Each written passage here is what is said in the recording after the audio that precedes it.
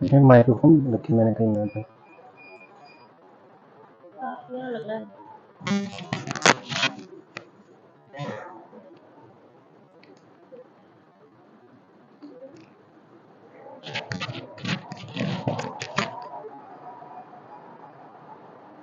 Now 1966 से लेकर 1990 तक अब हम डिस्कस करने वाले हैं फेज 3 के अंदर। तो 1966 से लेकर 1969 तक नेक्स्ट है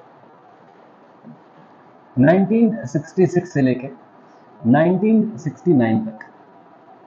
अब आप कहेंगे 5 साल तो इसमें है ही नहीं, तो बिल्कुल ही पंचवर्षीय योजना थी ही नहीं।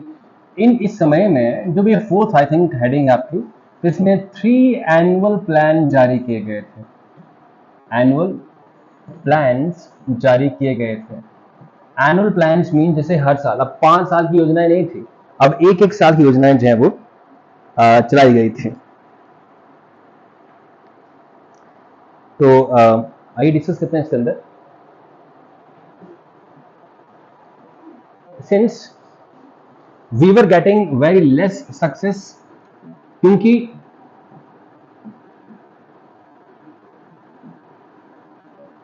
पंचवर्षीय योजनाओं से, because we are not getting the much success, क्योंकि पंचवर्षीय योजनाओं से कोई बड़ी सफलता नहीं मिली थी। Because we were not getting much success from 5 year plans, that's why now annual plans were launched। इसलिए वार्षिक योजनाओं की शुरुआत की गई। इसलिए वार्षिक योजनाओं की शुरुआत की गई।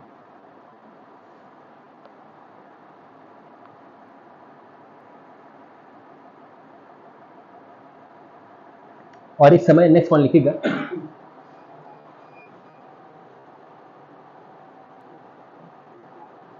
इन दिस फेज, इस चरण में, इन दिस फेज, इस चरण में केमिकल फार्मिंग पर फोकस किया गया। What is chemical farming? Means that is जैविक खेती। जैविक तो आई थिंक ऑर्गेनिक होती है ना, केमिकल, हाँ जी, रासायनिक खेती, बिल्कुल। केमिकल फार्मिंग पर, chemical farming in this phase the focus was on chemical farming. इस चरण में रासायनिक खेती पर ध्यान केंद्रित किया गया। रासायनिक खेती पर ध्यान केंद्रित किया गया। रासायनिक खेती पर ध्यान केंद्रित किया गया ताकि पैदावार को बढ़ा सके। Just to increase the yield, just to increase the yield. अगर आपको याद हो तो इसे 1966 से पहले कौन सा साल था? 1965 वाला। और 1965 में इंडिया पाकिस्तान का वॉर हुआ था। और इस वॉर के बाद देखो, 1962 में एक वॉर हम पहले देख चुके थे, 1965 में एक और वॉर हो गया विद पाकिस्तान।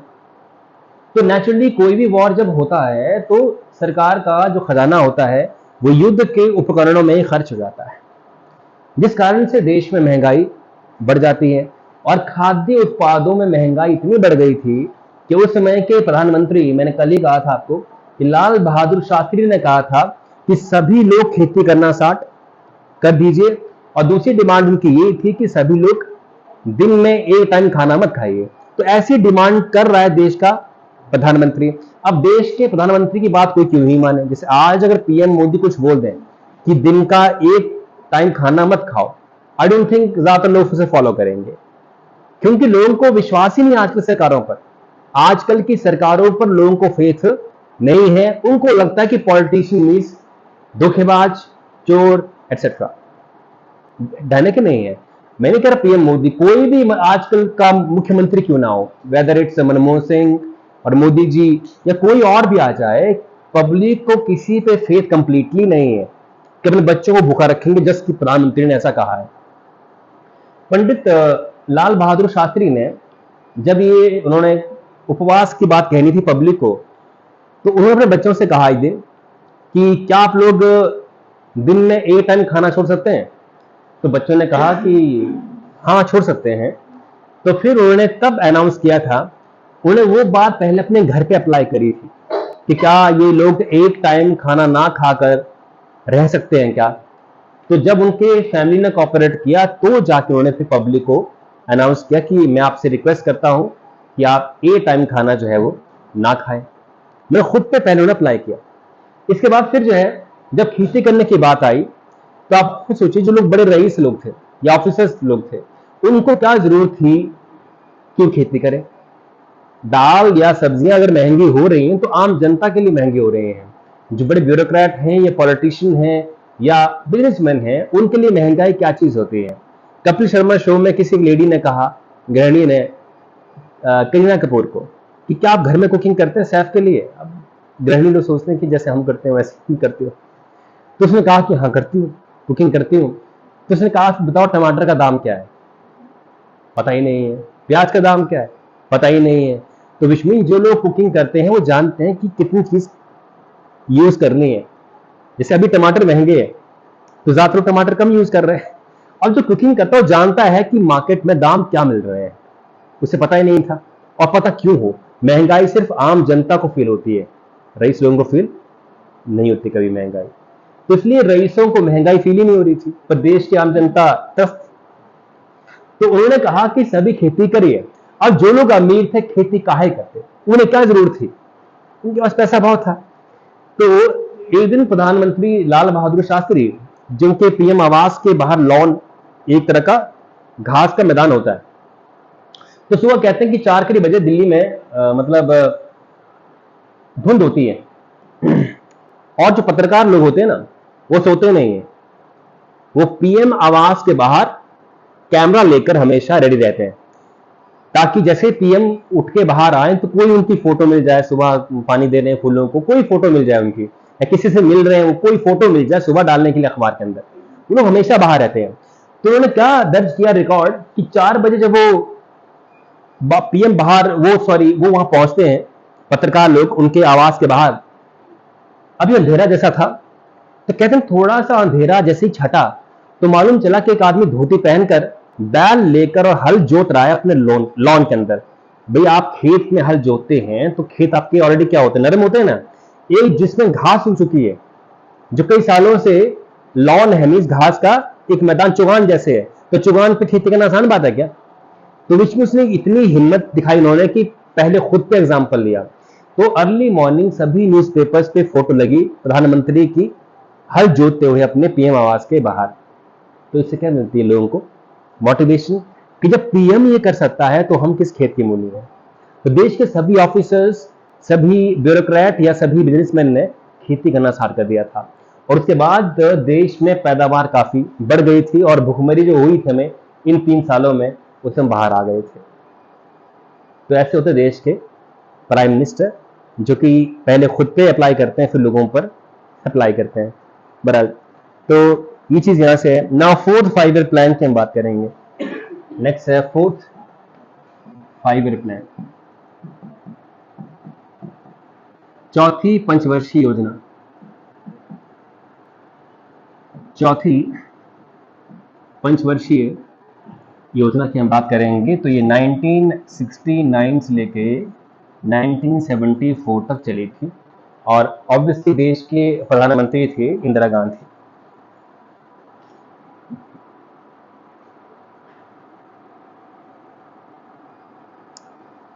सही जी। अब इस 5 ईयर प्लान की बात की जाए, इंदिरा गांधी उस समय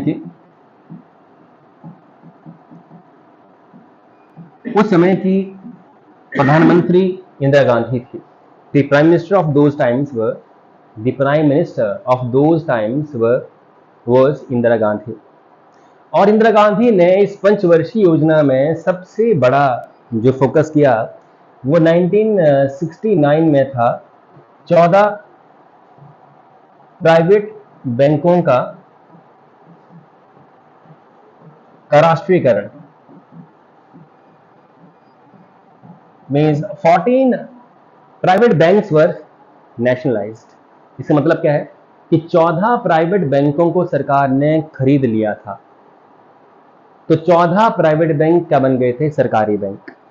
और किसी क्लास में मैंने समझाया था ऐसा क्यों हुआ, क्योंकि किसानों को प्राइवेट बैंक लोन नहीं दे रहे थे, क्योंकि प्राइवेट बैंक जो होते हैं उन्हें मुनाफे से मतलब है। किसान को लोन देना मीन्स लोन फंस जाना, ये कंफर्म बात है। क्योंकि हमारे देश में किसानी ज्यादातर राम भरोसे है कि बारिश हुई प्रॉपर तो खेती होगी और बारिश नहीं हुई तो खेती नहीं होगी। और आप चंबा में अगर किसानी करते हैं तो चंबा की किसानी भी किस पर निर्भर है? ऊपर वाले पे। क्योंकि यहाँ नहरों के जरिए सिंचाई का प्रावधान बहुत ही कम है। और ये ऐसा है आपके साथ कि नहीं, यहाँ जो भी खेती करते हैं जिनके परिवार, मुझे बताना कि आपके खेत पर क्या पानी आता है नहरों से? सिंचाई का प्रावधान है क्या? होगा थोड़ा सा, जो आपके नलके में पानी आता है उससे थोड़ी सब्जी लगाते होंगे। पर कोई कहे कि आपके 15 खेत है, 15 खेतों में पानी आता है? नहीं आता। तो हमारे यहाँ पे सिंचाई का प्रावधान, तो ये राम भरोसे हमारी खेती है।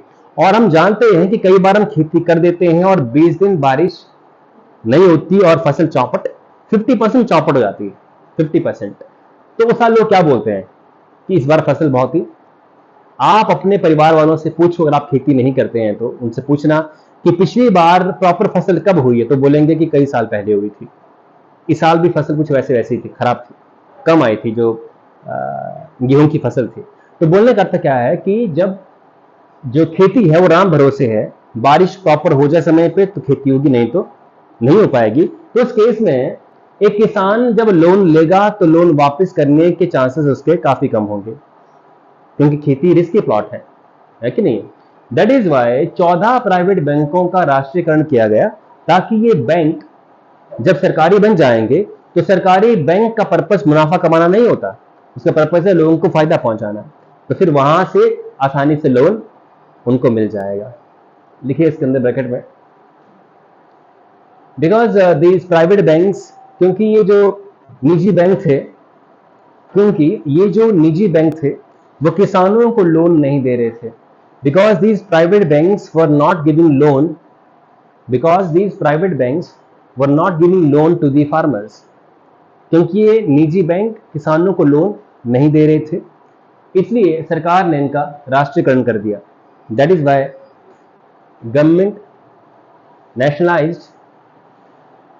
गवर्नमेंट नेशनलाइज्ड दीज बैंक्स, इसलिए सरकार ने उनका राष्ट्रीयकरण कर दिया। डर है कि नहीं है? तो अब सरकारी बैंक होंगे तो सरकारी बैंक किसके अंदर आते हैं? सरकार के अंदर आते हैं।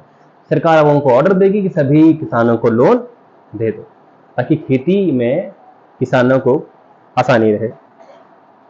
डन है। इसके बाद 71 में अगेन इंडिया और पाकिस्तान का युद्ध हो गया इसी 5 ईयर प्लान के अंदर। तो कई बार एग्जाम में आया है कि भारत पाकिस्तान का 1971 का वॉर जो है वो कौन सी पंचवर्षीय योजना में हुआ था? तो वो था चौथी पंचवर्षीय योजना, जो 1969 से 1974 तक चली थी। और इस वॉर में ऑब्वियसली कौन हारा? पाकिस्तान। और जीता भारत इस वॉर के अंदर 1971 के। और जब पाकिस्तान हारा तो पाकिस्तान का एक हिस्सा बन गया बांग्लादेश, राइट? तो one part of Pakistan became new country called Bangladesh. Pakistan का एक हिस्सा बांग्लादेश एक नया देश बांग्लादेश के रूप में बनकर सामने आया। और इसमें जो ग्रोथ रेट थी 3.3% थी। इस पंचवर्षीय योजना में जो ग्रोथ रेट थी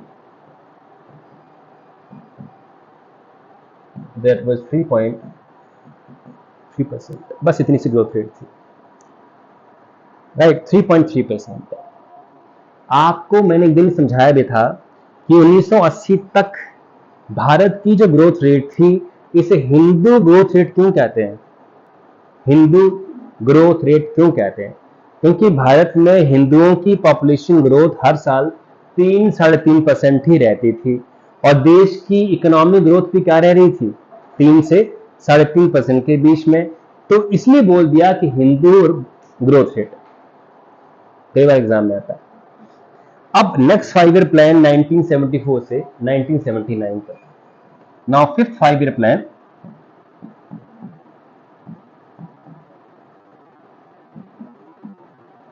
जो फिफ्थ 5 ईयर प्लान था, पांचवी पंचवर्षीय योजना थी, जो 1974 से 1979 तक चलती है। जो पांचवी पंचवर्षीय योजना है, 1974 से 1979 तक चलती है। इसमें पहला इवेंट ये था कि 1975 में इमरजेंसी मीन्स आपातकालीन लगा दी गई थी, इमरजेंसी लगा दी गई थी देश में, इंदिरा गांधी के द्वारा आपातकालीन जो है वो लगा दी गई थी, राइट। जो फिर 1978 में जाके हटती, ये 1978 के अंदर हटा दिए गए हैं।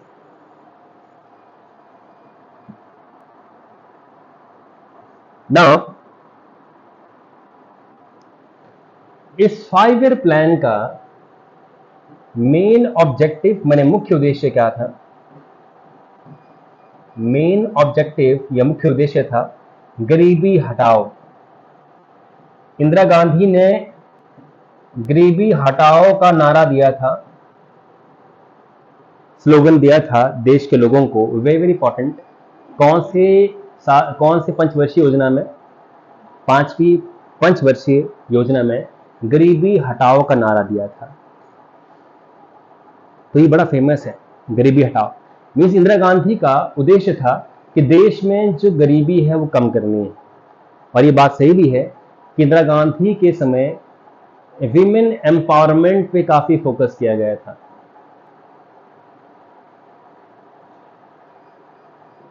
विमेन एम्पावरमेंट, देश की पहली महिला थी जो बनी थी प्राइम मिनिस्टर, तो उन्होंने उसमें काफी फोकस किया था। एक डेटा देता हूं, कई लोग कहते हैं कि Indira Gandhi was a very bad prime minister, emergency लगाई, बस यही उनकी गलती थी।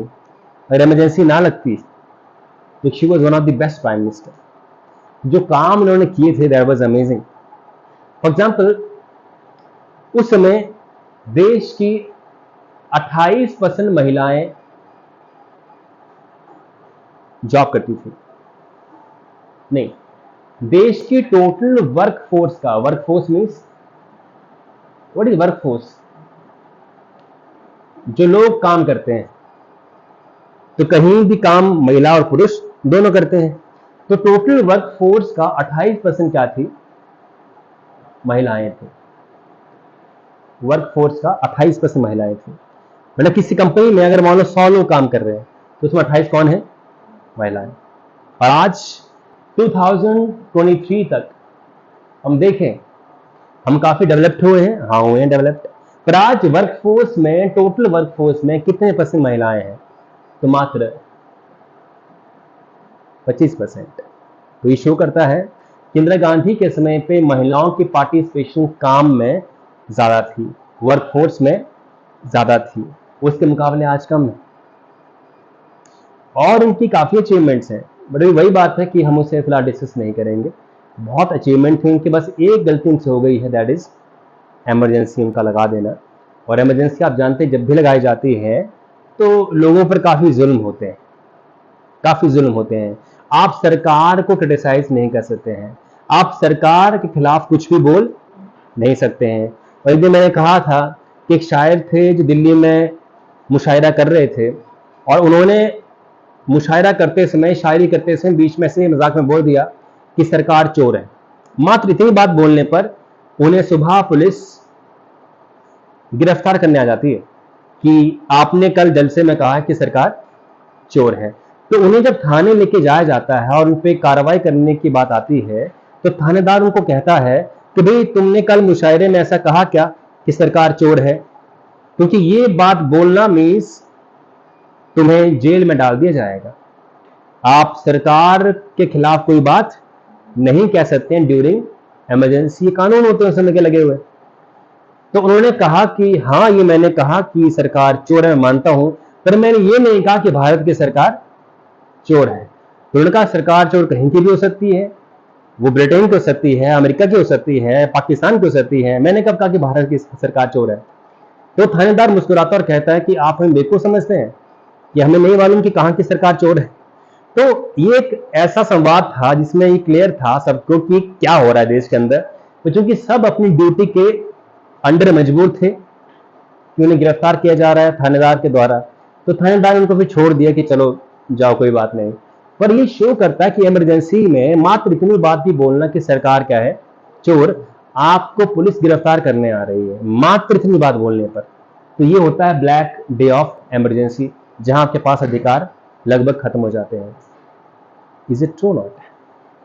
ये बाकी बातें कल हम डिस्कस करेंगे नेक्स्ट क्लास के अंदर।